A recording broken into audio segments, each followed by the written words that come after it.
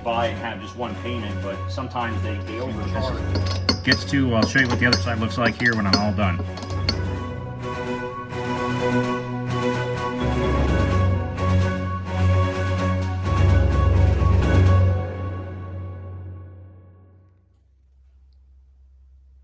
Hey, today on What's in My Gray Garage, we're going to be putting on some parts on the Polaris RZR. This is a high lifter version. This is the 1000 XP high lifter. It's a 2021. It's a pretty awesome machine. But today we're going to be putting on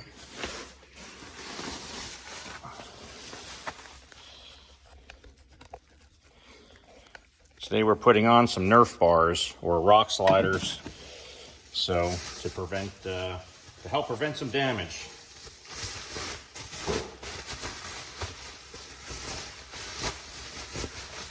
There we go. There's your Nerf bar. This is for the opposite side. This is for the passenger side, but it's the first one that was in the box. So we'll grab the other one and we'll put them on, and we'll show you what it takes to put them on. It doesn't take too much, but it takes a little bit of hand-eye coordination. Nothing too bad, but anybody can do it. It just takes a little bit of time and a little bit of effort. Anyways, we'll grab the other one and we'll put them on. So hang tight.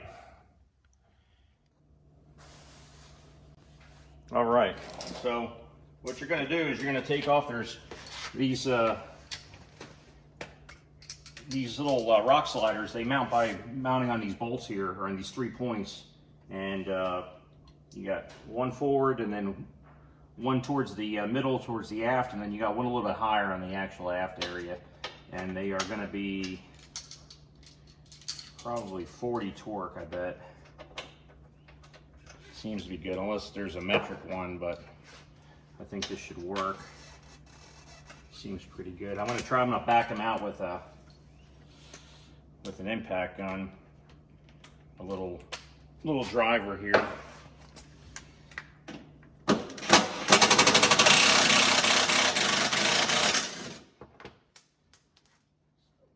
They just use the existing hardware, so the bolt's not that big of a deal. It's big enough, I guess, to do the job and hold them on there. They're more probably for looks than anything. Otherwise, you really have to go and hard point mount these some other way, probably through these holes here.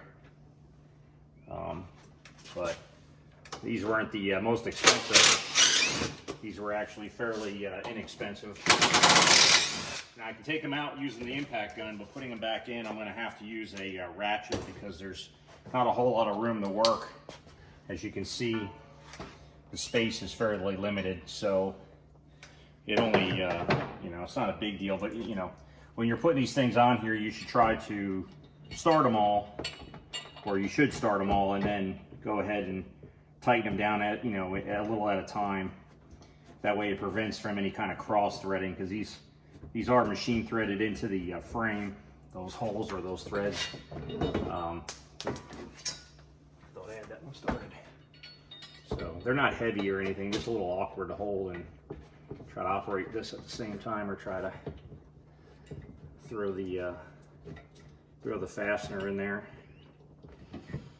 So hope everybody's doing good out there in YouTube land today. It's a pretty day here. I'm in Southern Virginia, and the weather here is absolutely beautiful. It's a little cool at night, but it's during the day it's probably in the 65, 70s area. It's supposed to get real warm the next day or two. So, but yeah, we're gonna run into a slight, this will be a problem not.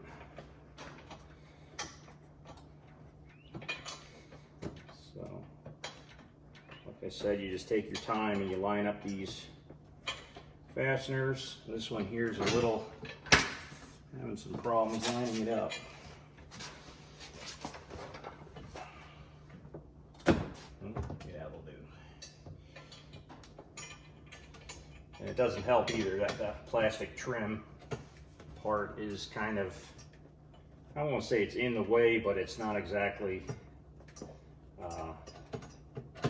not in the way. Provides a little bit of a spacer between the frame and the outside of in the frame, it gives a little bit of a space there. So you just keep that in mind when you're putting them on there. And like I said, you just want to tighten these down. Use a ratchet here. There's no real room to use anything else, but you just take your time. I'm going to do a little bit on each one, and you can spin. This one spins in pretty good by hand. There we go. A little more room. These here I got at I got them from Amazon, and they're right at I think $89 or $90.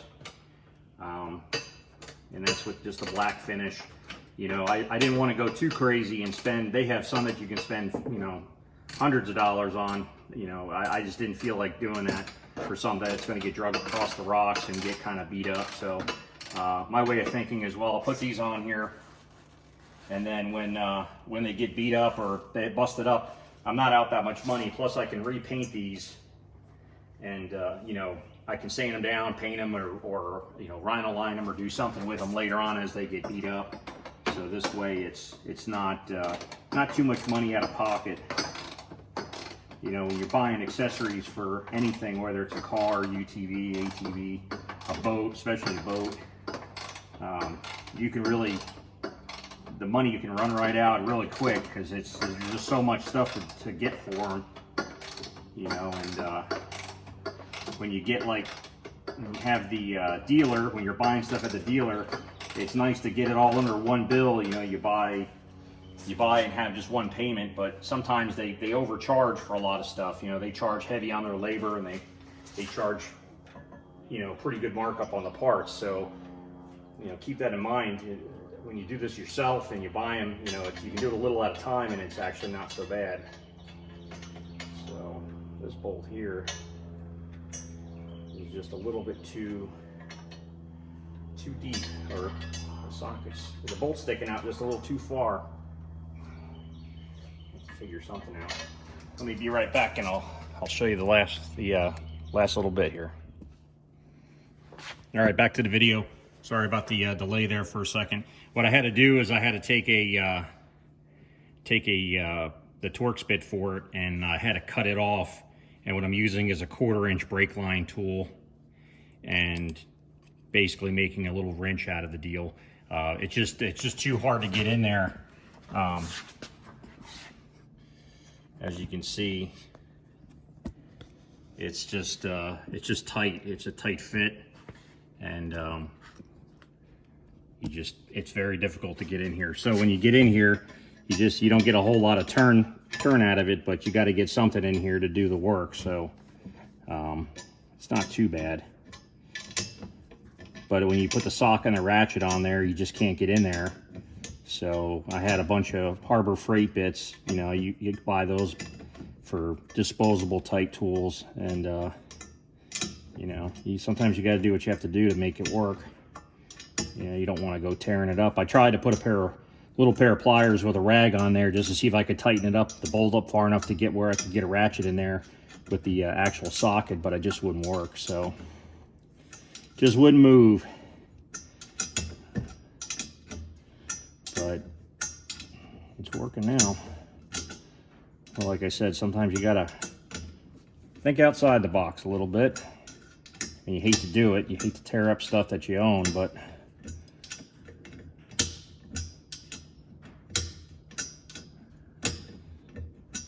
and I'm sure they've got some sort of tool that's a little bit better than this. You know, like an Allen key or Torx head Allen key would have worked great, but I just don't have any of those. I have tons of Allen keys, but I just don't have a Torx style ones. And the ones I did have were the ones that come in the little set that folds out, and that's still too long. Suppose I could have drilled a hole through the bar itself, but I didn't want to go doing that. So it's almost there. I'm only turning it like a 1/4 turn every time, so it's time consuming at best. There we go. And you probably should put some Loctite on these, but being a fact that it's not a primary thing to worry about, I'm not too concerned. But and the threads are very fine, so it's probably just the best that you don't put too much, you know, don't go crazy. Like I said, you don't want to go crazy tightening these things up, and you don't want to, you know, you don't want to cross thread it or strip out that thread. Then you're really going to be in some trouble. So, but it's always good to have extra tools so you can do this kind of stuff.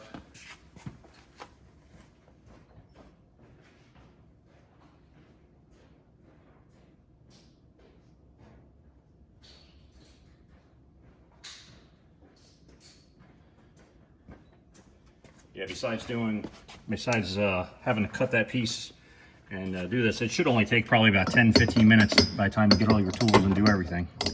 So, but we'll see what this gets to. I'll show you what the other side looks like here when I'm all done. All right, hold on. Okay, so there's your end product right there on the Nerf bars, or you know, skid, or what do you call it, like rocker protectors, rock sliders. They come out pretty good and not too bad. A little not too expensive either. They were, like I said, they were under $100, and I think they were $89, and that's with free shipping from Amazon. So there you go. So if you liked the video, please like, share, subscribe, and I will see you next time.